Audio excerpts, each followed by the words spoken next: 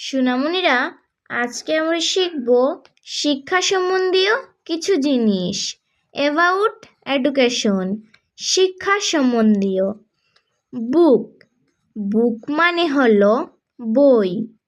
Education, education মানে হলো শিক্ষা। এক্সামিনেশন, এক্সামিনেশন মানে হলো পরীক্ষা। এক্সারসাইজ বুক, এক্সারসাইজ বুক মানে হলো খাতা। ইঙ্ক, ইঙ্ক মানে হলো কালি। পেপার, পেপার মানে হলো কাগজ। পেন, পেন মানে হলো কলম। পেন্সিল, পেন্সিল মানে হলো পেন্সিল। স্কুল, স্কুল মানে হলো বিদ্যালয়।